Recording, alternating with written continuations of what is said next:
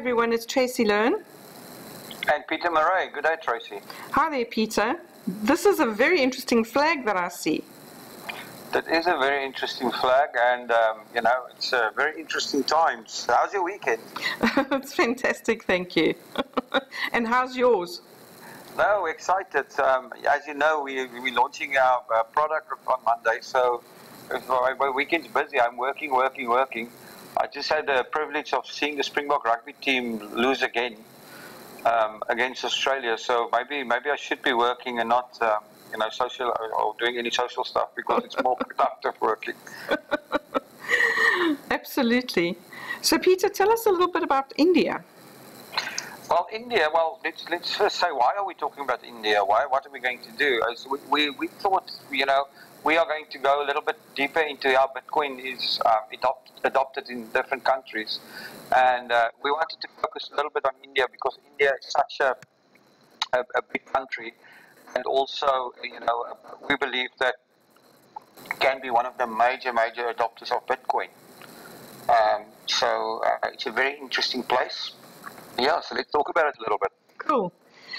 Okay, so they actually call India the land of the millennials, which is quite interesting because, just jumping right to the bottom there, apparently there's more than 200 million people between the ages of 18 and 34 years old who have come of age on the internet. So India is so well positioned to leverage technology and globalization to drive productivity gains. So that I thought was very, very interesting, because their average age in India is something like 26 years, 9 months.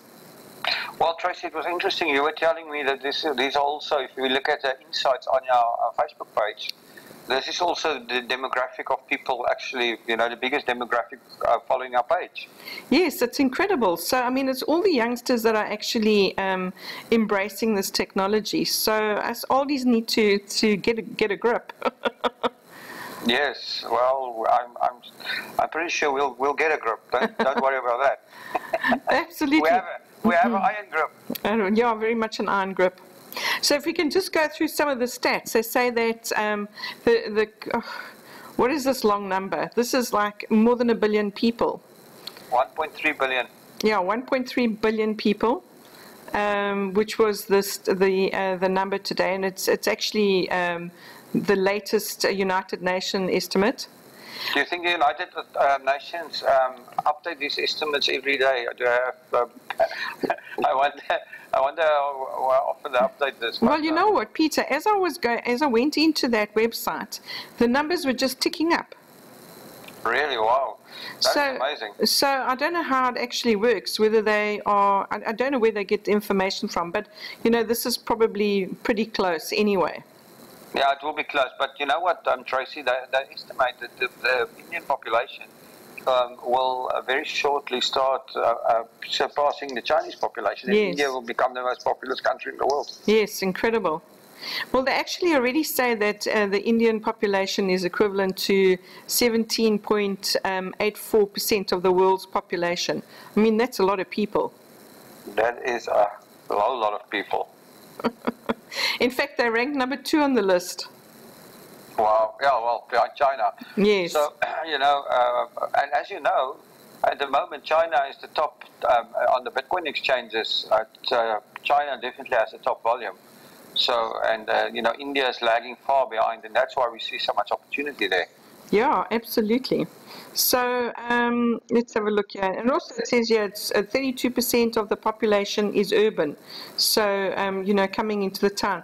But I suppose there's also a lot of migrant workers. There's a lot of people in rural areas still. So, yeah. India is a big diversified country. I mean, imagine with 1.3 billion people. And I looked at the BRICS. We were talking about the BRICS countries the other day in that video we did about the outlook for the Bitcoin price.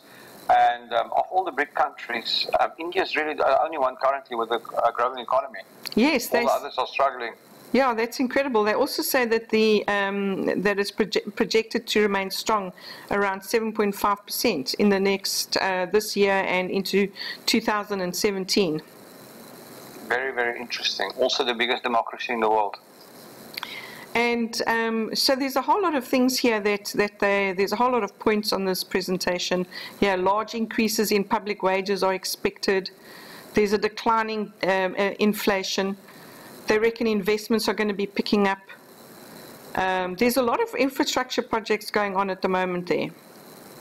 Well, with economic growth comes more construction, and you'll probably have an emerging middle class that's growing and growing. But they do say that inflation is above the long-term target, and public debt is still very high. Well, this is India is still part of the world economy, so they are a third world country, and this is not uncommon amongst the big BRICS countries. All of them are having the same problem. Okay, and they are having it says here, monetary policy rate cuts have been passed on to consumers and investors, so it's getting down to everybody there. And public finances should be improved by increasing tax revenue. I think India has a problem with a lot of tax evasion, but their problem, like I said, their problems are not uncommon amongst similar markets. And also more and better quality jobs. Their labour laws are going to be improved, they reckon. So and also the ease of doing business. And it says half of total employment is in the agricultural sector. So there's lots of improvement, they say, in farm consolidation and mechanization. Well, India's always been a huge agricultural country, so I can believe that. Manufacturing sector, labour and product market regulations are being reformed so that the companies can expand. And they are making strides towards a better access to quality health and education systems. So there's a lot of action going on. Yeah. Well, there's a lot of action all over the world. And like we just said, India's economy is growing at 7.5% a year. So, so all these things are good. Yes.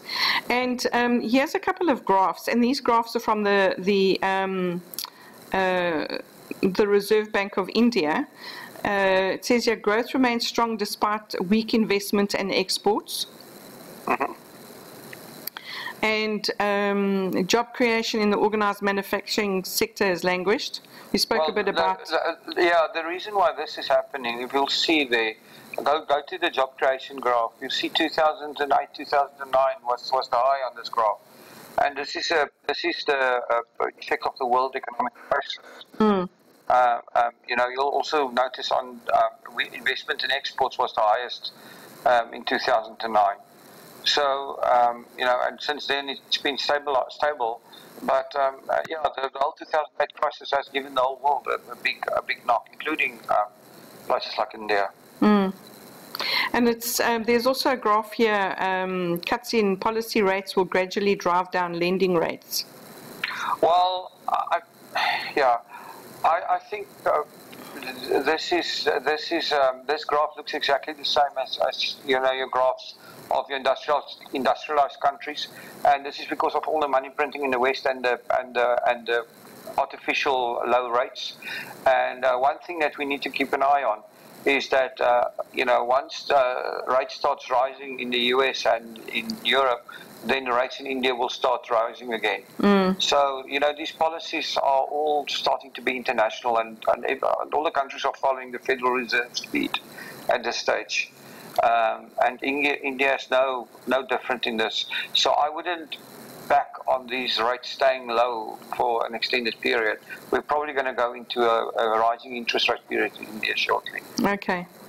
It says which will put a pressure on fiat currency as well. Yes. Because it's going to create more problems in the banking sector, which is the next graph. Yeah. Banks' distressed assets have risen.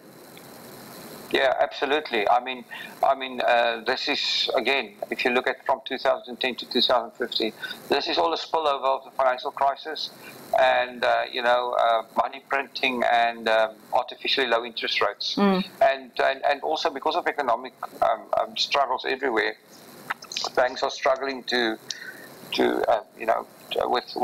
with with loans that are not being repaid. So this is a bit of problems in the Indian economy that we need to keep an eye on. But this is all going to be good for Bitcoin. Absolutely. And this is another thing that's going to be good for Bitcoin and also the people of India. I mean, remittances to India, they are top dog here, you know, with sending most of the money back to India, because there's a lot of migrant workers out there in the rest of the world. Absolutely, and lots of them in the United States. And it says here, they in 2015, $72.2 billion, massive amount of money. And of course, big business for companies like PayPal, MoneyGram, Western Union, and even the banks. Well, the thing is, they have a shock coming, because with these remittances, they've overcharged the poor migrant workers for years on sending remittances home. I've heard horror stories of you know, some of these companies at some stage charge somewhere between 15 and 20% on a transaction. It's come down in the meanwhile because there's competition, but really when people are starting to send remittances via Bitcoin, it's virtually free. Yes, and you know, and also to try and drive out poverty. I mean, this is crazy, because here's a company benefiting, whereas the poor person, you know, who's actually getting that money, and it's not a lot of money they send back. You know, they need every cent. Well, that's the whole thing. Because it's decentralized, you can send money person to person. There's no company involved in sending Bitcoin. It's much cheaper. And also the interesting thing is India has an unbanked population of 41%, according to the Reserve Bank of India. Yeah. Yeah, I mean, that's the opportunity of a lifetime. Absolutely. Of the population, 40% of the population doesn't have a bank account. Amazing. Yeah. Absolutely amazing. So let's talk about India and the digital economy. Yeah. Let's talk about that, because that's really what we want to talk about. Yes, so there's a lot of businesses that are in India already, you know, exchanges, you know, already in business there and doing very well, growing quite well. We will go through some of those numbers just now. But, you know, obviously the same things apply. You need fiat currency to purchase your Bitcoin. There's also, they also have a big drive for merchants and for selling services and goods for Bitcoin.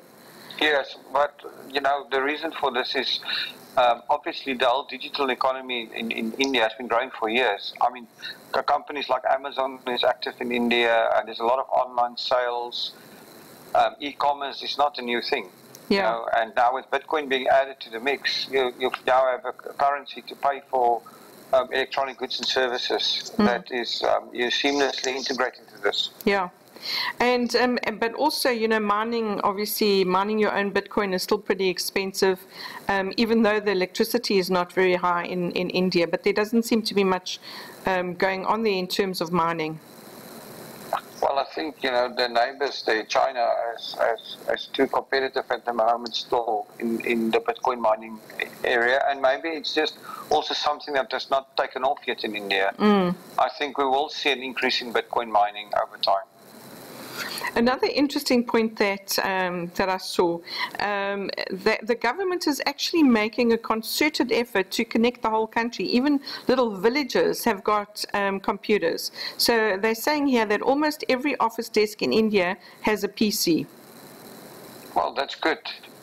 Yeah, it's incredible. I mean, and you know, the more connected the country becomes, the better for any digital economy, because this is really what's going to drive the growth in a place like India. I mean, we're just talking about the digital economy. There's a whole digital economy of people that are working virtually from India on companies like, you know, outsourcing, Coindesk, Odesk, and, you know, places like that where you can hire Indian accountants or Indian lawyers to do business all over the world, and IT people, you know, and also call centers. Yeah, I was going to say call centers. They're big over there. Huge digital economy right there. Now, those people, if you pay those people now in Bitcoin from wherever you're doing it, there's no remittance. The remittance is already done. Yes, incredible opportunity. And the other thing that's growing, and probably growing also pretty quickly in the rest of the world, is smartphones. It's a market that's growing like crazy. Well, this is going on everywhere, and especially in third world countries where people don't have access to landlines and other communication systems. You know, smartphones have really empowered the masses. So, yeah, everybody wants one. Well, there's a new phone there called Tizen, and it's replaced BlackBerry as the fourth largest mobile, you know, after Android, iOS, and Windows 10 phones, actually. So they are also, you know, targeting India, and the phones are pretty cheap. So, but they're still smartphones, and that's the main thing. Mm-hmm. Well, Tizen is an operating system, and they're running on you know, on a number of makes, but the biggest one, as you can see there, is Samsung. But this particular phone only makes up 1% of their total sales. However, the Indians bought 3 million of these phones last year, and this number just keeps on going up. So, just, you know, a huge amount of phones being sold. Yeah. Well, the thing is, you know, it's more and more. Samsung is growing, so Tizen will grow. So, yeah. And yeah, it's very interesting to see that, because that is, you know, people use their smartphones to do transactions in a digital economy. Absolutely. Very, very interesting. So let's go on to business, Bitcoin exchanges and over-the-counter platforms. So there's a company called Unocoin. And what they do is they say they have a simple and instant way for businesses, traders, e-commerce shops, NGOs, freelancers to accept Bitcoin as a medium of payment for their products and services. But they also do trading, transactions, etc. So quite interesting that they've got that. They even store Bitcoin for you. Yeah, and they'll even store Bitcoin.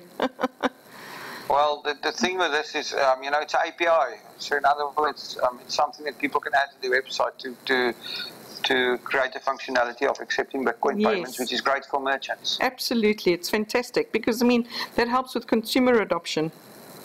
Yes, absolutely.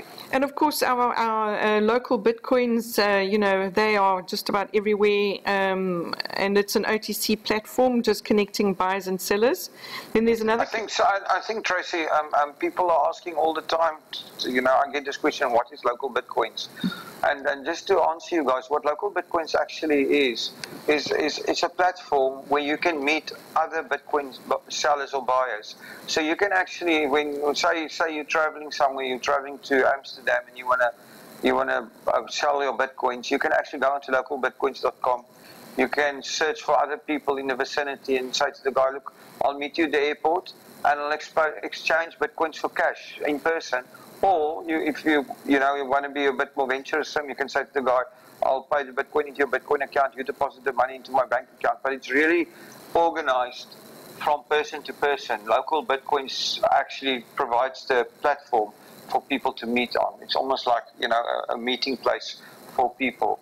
So that's why it's different than a normal Bitcoin exchange where you don't know who you transact with. On local Bitcoins, you get to know your counterparty. Yeah. And actually, they're doing an incredible job. There's a lot of trading happening on this platform. Yeah, I mean, I think worldwide they must be one of the biggest Bitcoin platforms out there. Certainly in the OTC market. And there's another company called BTCXIndia, and they are a Bitcoin exchange. They do trading. You know, deposits and withdrawals, so it's that. And then there's another company called Coinsecure, and in fact, the CEO, a chap called by the name of Benson Samuel, said that he says they have about 50,000 users in the country, and about 30,000 of them are actively using Bitcoins for transactions. So yeah, so that's what they have to say. But they are an exchange, a wallet, and a payment gateway. They seem to be doing a lot of this, you know, trying to connect the merchants. That is right. But the other thing is companies, some of the big American exchanges have also opened offices in India. One of the best one known is Coinbase. Yes. Coinbase is targeting you know, they're basically the largest wallet provider. And they are, you know, targeting the Indian market. And then, of course, there's another one called ZebPay, and it's also, they say it's India's biggest Bitcoin exchange. It was established in 2015. It's a mobile Bitcoin exchange, and their app has been downloaded over 100,000 times from both Android and iOS app stores. So what you're telling me is almost nobody has downloaded it yet. You're right. You're right. It's a growth potential. This is so massive. exciting. Well, you know what? They say that they're adding 20,000 odd users monthly. I'm telling you what, you're going to read in a little while, they're going to add 20,000 users daily. Yeah. Well, wasn't it Coinbase that said that they in the States that they actually have between 2,500 to 10,000 accounts opened every single day? Yes. Yeah.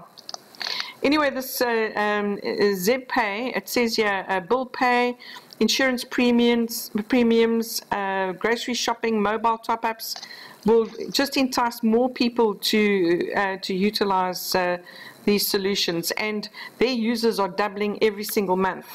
So they're obviously doing something right. If you think about just topping up your mobile phone, wouldn't that be great if you could just press a button and do it with your Bitcoins? Yeah, no, incredible. Mm-hmm. So, you know, all these things are going to really be available very, very shortly. And in India they are already, but I mean, I'm talking about worldwide. Yeah, absolutely. Absolutely. It's exciting times. Very exciting times. And here's another very, very exciting thing. There's a billionaire who has decided to actually set up India so that their mission is that 1 billion people will have access to applications that can enhance their financial needs. So this is a 4G mobile network, and they reckon by March 2017 they hope to reach 90% of the Indian population. That is incredible. That is incredible, and you know, what a service to provide to your country, but also, you know, what a way to stimulate the economy. Absolutely. Get people connected. Yes. However, they say that Google has also installed free Wi-Fi across India's train stations. Facebook's also been trying to offer free internet to Indian residents. So there's a lot of focus on India.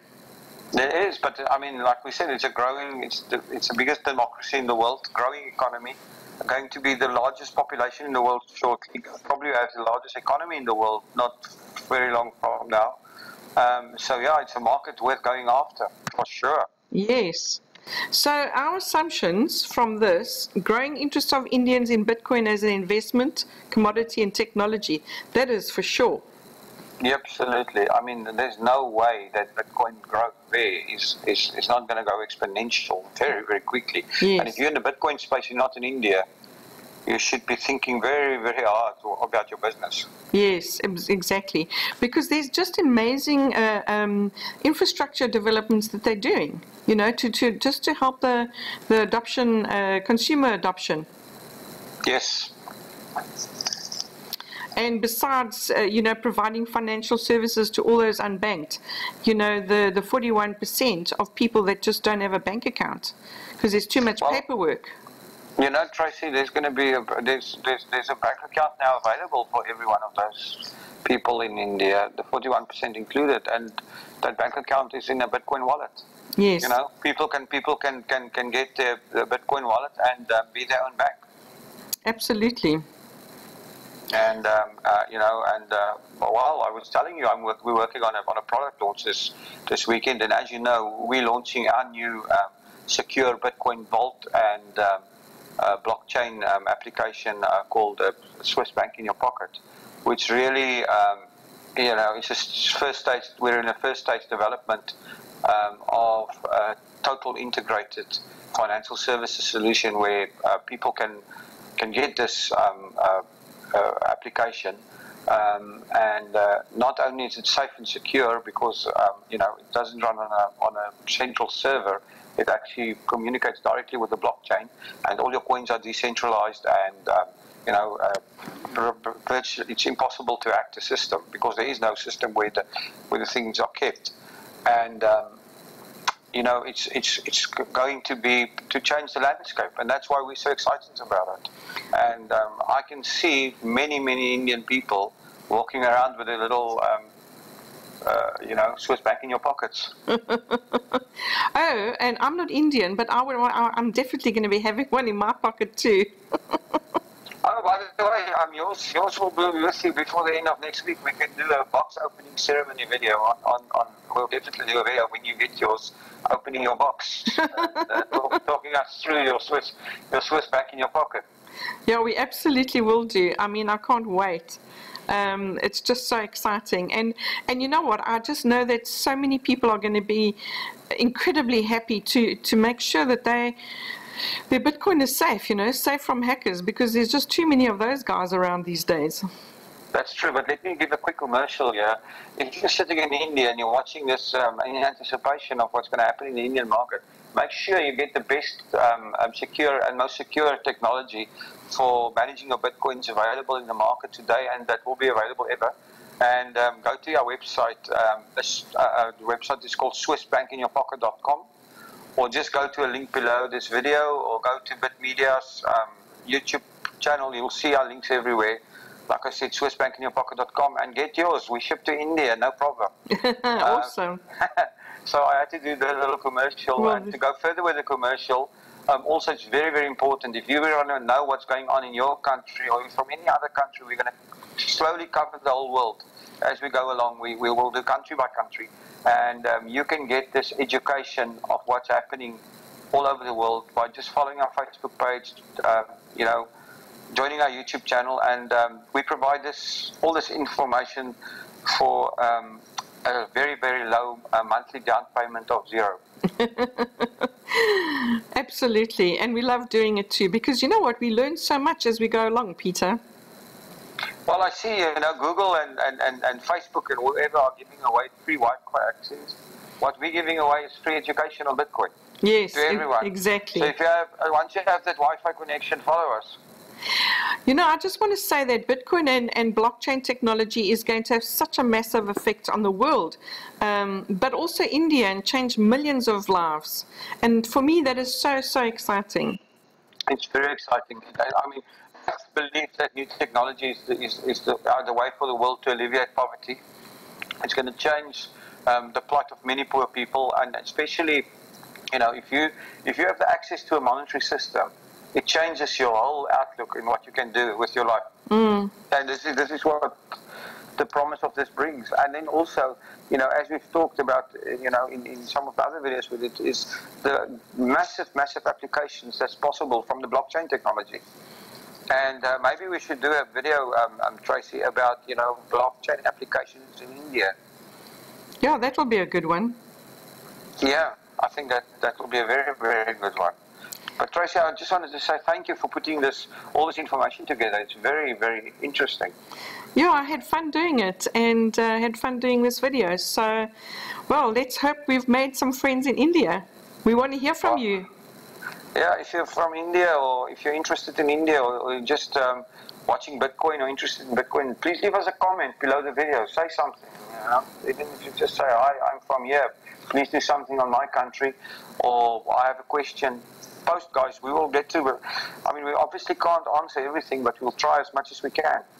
Absolutely. And on that note, no, Tracy, before I forget. Okay. On that note, go to swissbankinyourpocket.com and make sure you get your the most secure vault, Bitcoin vault on the internet. Oh, by the way, I forgot to say this. This product is in pre-launch, so at the moment it's selling at half price. And it's going to go to full price on midnight tomorrow. So you've got, a couple of hours left to get it. So just Saturday night, Sunday, depending on your time zone, but Sunday it'll kick over to, Sunday night it'll kick over to full price. So get in quick. And we also foresee a position where we might have to create a waiting list. So get it while we still have, while stock still lasts. So This is going to be incredible. Awesome. I'll put a link on the bottom of this video. Thank you. That would be great. Okay then. Thanks, Peter. Thank you, Tracy. Have a nice one. Thanks, you too. Cheers. Bye.